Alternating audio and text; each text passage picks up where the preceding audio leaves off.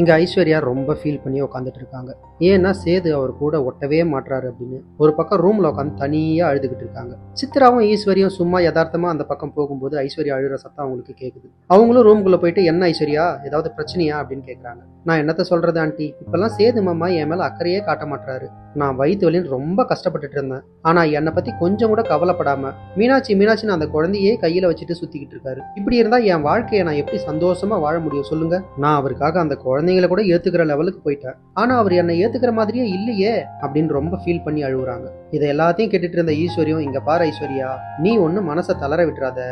இந்த மாதிரி கண்ணீர் விட்டு அழறதுக்காகவா சேதுவை கல்யாணம் பண்ணிட்டு வந்த? அதுவும் சும்மாவா கல்யாணம் பண்ண சொல்லு?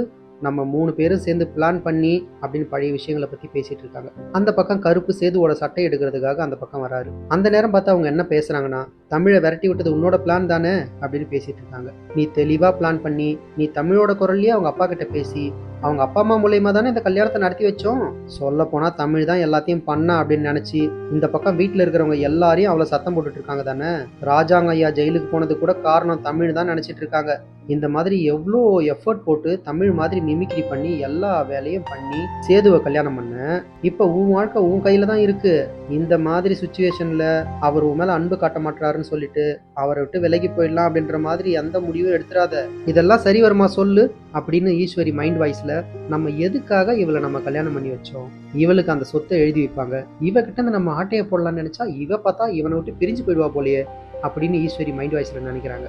நினைச்சு பார்த்துட்டு திரும்பவும், நீ சொல்ல போனா சேதுவை உன் கண்ட்ரோல்ல கொண்டு வரணும். சேது கிட்ட இருக்கிற அந்த 2 குழந்தைங்களையும் நீ ஏத்துக்கவே கூடாது. நீ எப்படியாவது அந்த 2 குழந்தைங்களையும் மலர்கிட்ட ஒப்படைக்கிற மாதிரி பண்ணணும். ஏன் தெரியுமா? மலர் கண்டிப்பா அந்த குழந்தைங்களை ஏத்துக்க தயாரா தான் இருப்பா.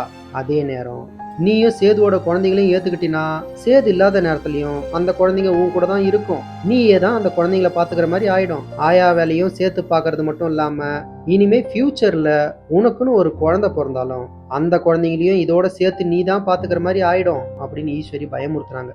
அதை கேட்ட ஐஸ்வர்யாவும், இப்ப சொல்லுங்க ஆண்டி, நான் என்ன பண்ணணும் இப்ப சொல்லுங்க. உடனே இந்த பக்கத்துல இருந்த சித்ராவும், என்ன பண்ணணும்ன்றத நாங்க சொல்றோம்.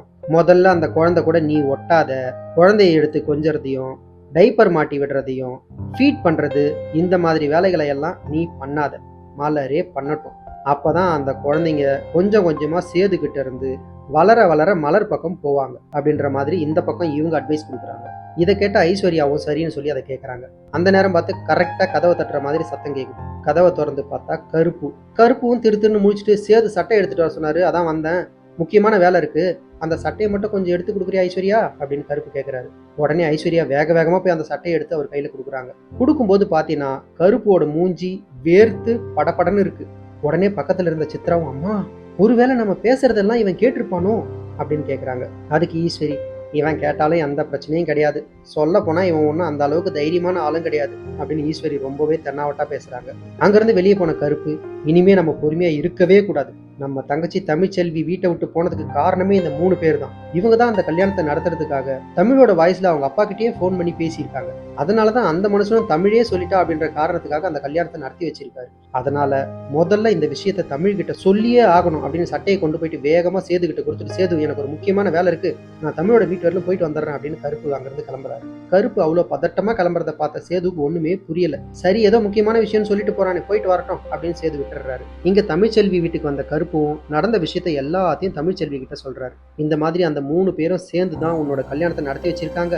உன்னோட குரல்ல பேசி உங்க அப்பா கிட்ட சொல்லி இந்த கல்யாணத்தை நடத்தி வச்சதே அவங்க தான். அதுவும் இல்லாம நீ அந்த வீட்டை விட்டு வெளியே வர்றதுக்கு காரணமும் அவங்க தான். உன்னை வீட்டை விட்டு வெளியே அமிச்சிட்டு சேதுவுக்கு வேற பொண்ணு பார்த்து கல்யாணம் பண்ணி வச்சதும் இவங்க தான். இதுக்கு எல்லாத்துக்குமே காரணம் அந்த 3 பேர் தான் அப்படின்னு கருப்பு சொல்றாரு. உடனே தமிழுக்கு செம்ம கோவம் வந்துருச்சு. ஏன்னா அந்த 2 குழந்தைங்களையும் தமிழை விட்டு பிரிச்சுட்டாங்க. அந்த 2 குழந்தைங்களோட இருக்கிறது தான் தமிழோட ஆசையாவும் இருந்துச்சு. அந்த ஆசையில தீ வச்ச இவங்க 3 பேரையும் விடமாட்டான் அப்படின்னு நேரா போலீஸ் ஸ்டேஷனுக்கு கிளம்பி போறாங்க. போலீஸை கூப்பிட்டுட்டு நேரா பெரிய வீட்டுக்கு போறாங்க. முதல்லலாம் அவங்க நேரா பெரிய வீட்டுக்கு போக மாட்டாங்க. இப்ப நேரா போலீஸை கூப்பிட்டுட்டு நேரா அங்க என்ட்ரி கொடுக்குறாங்க. இதை பார்த்துட்டு இருந்த சாவித்திரியும் தாமரையும், ஏய் என்னடி தமிழ் போலீஸை கூப்பிட்டு வந்துட்டு இருக்கா? சொல்ல போனா அவ இந்த வீட்டுக்கு வர மாட்டேன்னு சத்தியம் பண்ணிட்டு போனவ தானே, அவ எதுக்கு இங்க போலீஸை கூட்டிட்டு வந்துட்டு இருக்கா அப்படின்னு ஷாக் ஆகுறாங்க. உடனே போலீஸ்காரங்களும், இங்க பாருங்க, தமிழ் வந்து உங்க 3 பேர் மேலேயும் கம்ப்ளைண்ட் கொடுத்துருக்காங்க. அதுலயும் முக்கியமான குற்றவாளி ஈஸ்வரியாம். தமிழோட கல்யாண வாழ்க்கையில சதி பண்ணவங்க அவங்க தானா. அதுக்கான ஆதாரங்களை எல்லாத்தையும் அவங்க வீடியோவா போன்ல வச்சிட்டு இருக்காங்க அப்படின்னு போலீஸ் சொல்றாங்க. அந்த வீடியோவை எடுத்தது யாருன்னு இப்ப உங்களுக்கு புரியுது இல்ல? கருப்பு தான் வெளியே இருந்து அந்த வீடியோவை எடுத்திருக்காரு. அந்த வீடியோவை போலீஸ்காரங்க எல்லாரும் முன்னாடியும் ப்ளே பண்றாங்க. ஈஸ்வரிக்கு செம்ம பதட்டமாகுது. ஏன்னா மெயின் அக்யூஸ்ட் ஈஸ்வரின்னு சொல்லியிருக்காங்களே, அதனால செம்மையா பதட்டமாகறாங்க ஈஸ்வரி. ஈஸ்வரி தான் இந்த கல்யாணத்தை பண்றதுக்கு முழுக்க முழுக்க காரணமா இருந்திருக்காங்களாம் அப்படின்னு போலீஸ் நேரா ஈஸ்வரியை போய் கைது பண்றாங்க. உடனே ஈஸ்வரி தமிழை பார்த்து, என்னடி போலி வீடியோவை ரெடி பண்ணி எடுத்துட்டு வந்துட்டியா, இங்க யாரையும் நிம்மதியாவே இருக்க விட மாட்டியா நீ அப்படின்னு ஈஸ்வரி துள்ளிட்டு வராங்க. அவங்க துள்ளிட்டு வர்றதை விட 100 மடங்கு வேகமா போய் ஈஸ்வரியை கழுத்தை பிடிக்கிறாங்க தமிழ்.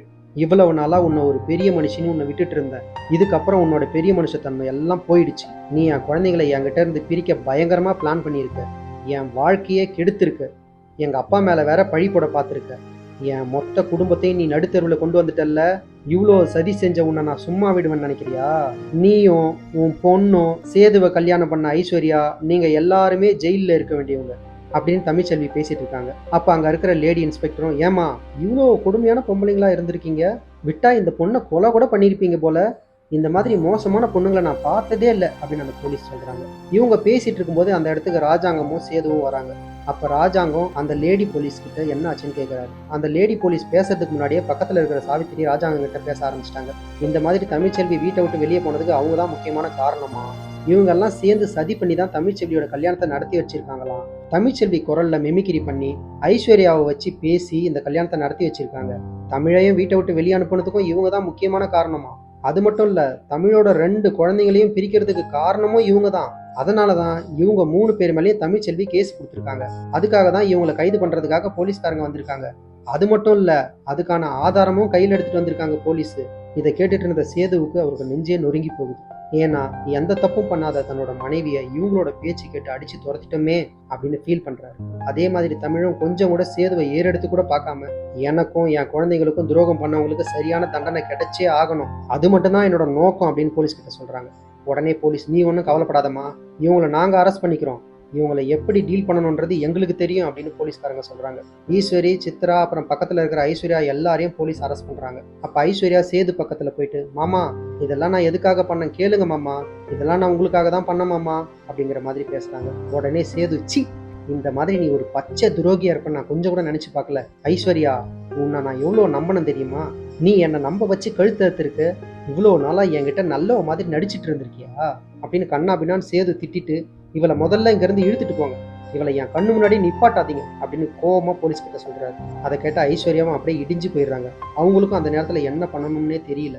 உடனே தமிழும் அங்க இருந்த பெரிய வீட்டு ஆளுங்களை பார்த்து, என் மேல எந்த தப்பும் இல்லைன்றது உங்களுக்கு எல்லாருக்கும் புரியுதா, எல்லா தப்பையும் உங்க வீட்டு ஆளுங்க பண்ணதுக்காக நான் இவ்வளவு நாளா தண்டனை அனுபவிச்சுட்டு வந்திருக்கேன், என் கஷ்டம் இப்போ உங்களுக்கு புரியுதா அப்படின்னு ராஜாங்க வீட்டு ஆளுங்களுக்கு உரைக்கிற மாதிரி சொல்லிட்டு அங்கிருந்து 2 குழந்தைகளையும் கூட்டிட்டு கிளம்புறாங்க. சொல்ல போனா அவங்க மேல எந்த தப்பும் இல்லைன்றத புரிய வச்சுட்டு, யாருக்கும் பயப்படாம அந்த 2 குழந்தைங்களும் நம்ம கூட தான் இருக்கணும் அப்படின்னு முடிவு பண்ணிட்டு தைரியமா அந்த 2 குழந்தைகளையும் கூட்டிட்டு அங்கிருந்து கிளம்பி போறாங்க.